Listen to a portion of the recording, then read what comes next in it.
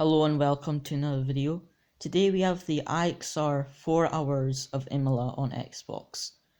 This was on ACC, and just now we're jumping on board with my teammate Furby Tom as he does his final qualifying lap, and we're going to see how much he improves on the lap and see where he qualifies. So after the first two corners, pretty much identical to his best previous lap. Coming down to the right-hander here though, he gains about 1.5 tenths, and then coming around this hairpin, loses a tiny bit of time down to about half a tenth up on his best lap along the straight. Coming now to the left-hander, as you see, about half a tenth up on his best lap. Coming around the left-hander though, going up to about a tenth better than his previous best. And now coming down to the right-hander here, the double right-hander I should say, and then on the exit of the right-hander, a really good line through there, up to about 3 tenths, so he gained about 2 tenths through the double right-hander, a good section there. Coming down to the chicane here, and he gains about 2 tenths, 3 tenths round that chicane, so a good lap so far. Coming to the final two corners, 5.5 tenths up, a good lap so far here. Round the first left-hander, pretty much identical to what he was before. Coming round the left-hander though, unfortunately goes 6 tenths, and then unfortunately down to about 3.5 tenths by the end of the straight, so a little bit of time lost on the exit, but still a great lap that put Furby Tom into P6, so a good lap time there, and only a few thousandths off of the Panda in the McLaren. We're now racing green lights. The Panda in the McLaren gets a good start alongside Furby. Furby Tom's going to keep it a little bit cautious coming into turn 1, which is exactly what you want to do when it's such a long race. Gets round the outside of the McLaren, a good move there. Coming down the left-hander, he's up to P5, so good start there, making up of another position. Coming round to the left-hander here, pretty clean, trying to get a good run on the drivers ahead. Tom gets a great run coming into the hairpin, gets a little bit alongside the rear wheel of the Bentley.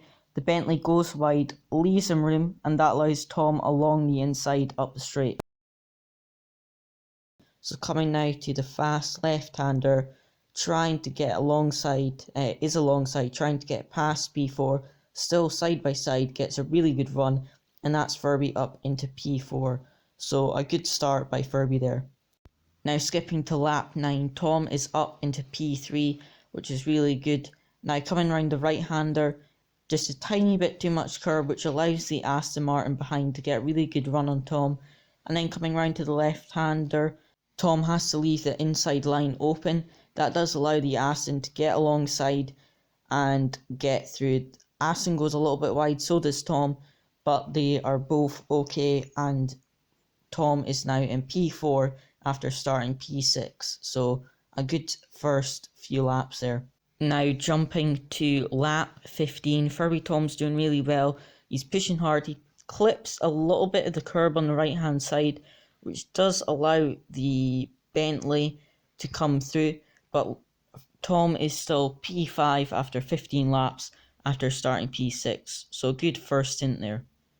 Now we're going to jump all the way to lap 32, and Furby Tom is currently P5, and this is him just coming through for some of the cars in the pit lane, so Tom goes up to P4 here, just overtaking one of the cars in the pit lane, and this is him coming into his pit stop. So he's currently P4, coming in for his pit entry, stops a little bit early, being cautious, which is very good. Just it's an endurance race, you're not trying to push really hard or anything, so a good stop there.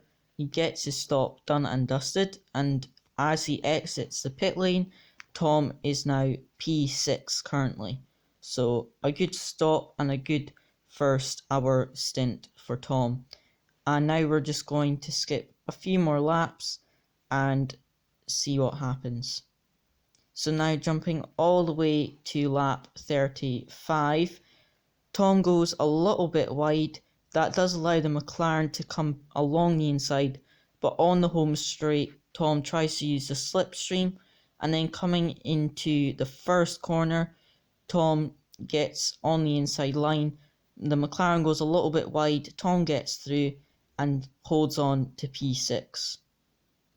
Now jumping a little bit more into the race onto lap 36, Tom is going to jump into P5 after someone pitting.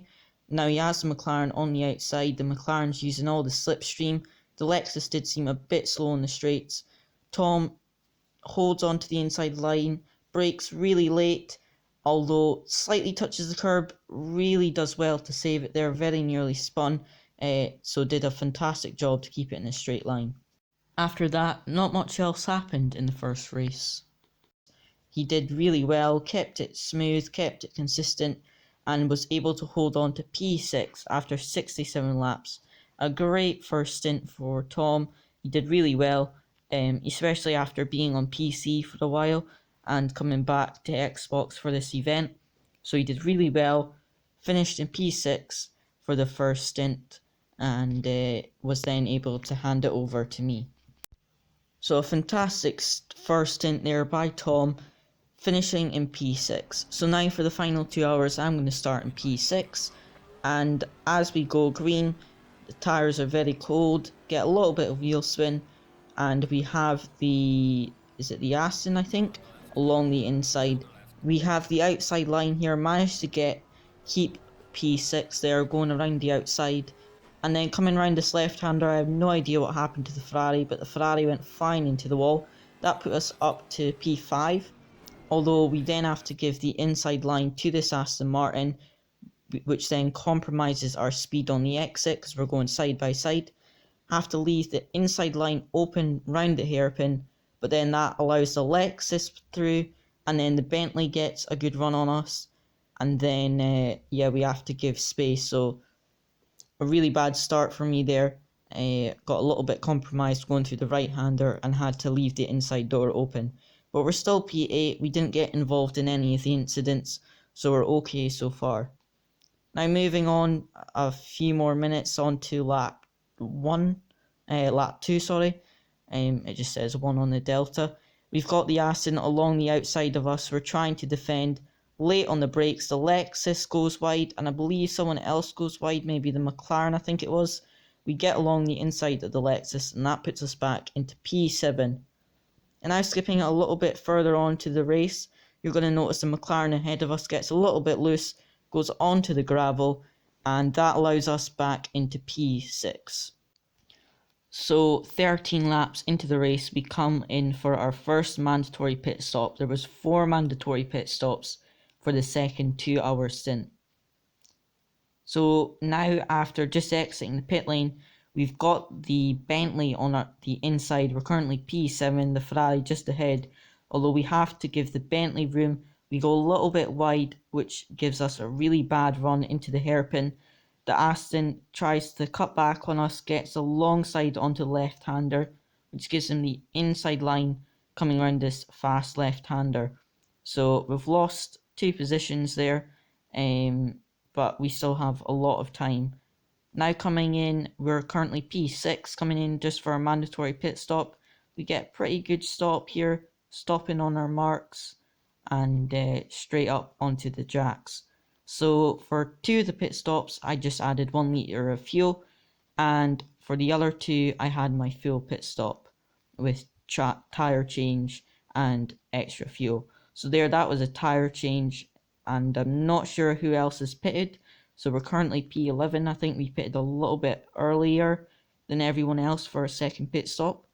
So we're currently sitting P11. We have a good stop though, and unfortunately that's the McLaren spun round who was P10. So we're up to P10 there.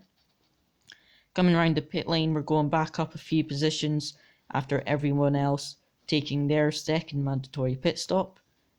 And that's us currently P8, 32 laps in. Now overtaking the Ferrari of SBS, Stale, and then also Chris after they take their mandatory pit stop. So we have 2 more mandatory pit stops left. We have 55 minutes left. of the 2-hour race. We're currently sitting P6, so we're doing pretty well so far. And this is where the race completely changes. So coming in for my third mandatory pit stop, I come brake hard and I brake early. I'm under the pit limiter speed and I pressed my button, but then I still went over the speed limit.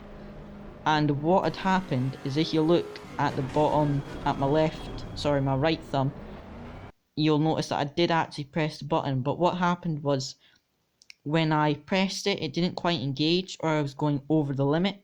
So then I accelerated thinking it was on, but it wasn't. So I actually ended up speeding for that split second, which ended up giving us a stop and go penalty of 30 seconds, which unfortunately just really destroyed my race there. Tom did a great first stint into P6. I was in P6 for most of my stint, but then unfortunately we have to come into the pit lane for our stop and go penalty. Now, this stop and go penalty cost us about 90 seconds in total, which is nearly a whole lap, because the lap times were around a 143 to a 44. So we basically lost nearly an entire lap with a stop and go penalty. But after that, in P10, not much else happened. We were able to keep it smooth and consistent, and coming round for the finish line, we were P10 in this lobby. Now, there was 2 different lobbies and the results were combined, so I think there was 23 teams in total, divided in 2 lobbies. So we finished P10 in this lobby. We definitely could have got around P6 if it wasn't for the stop and go penalty. Now, looking at the results, you'll notice Pro League Racing, which is the team I was racing for, in P9 of the combined results. So still a really good result for my first endurance race, and a great first stint by Tom. But you'll notice that it was based on the total laps and then the quickest time to do those laps.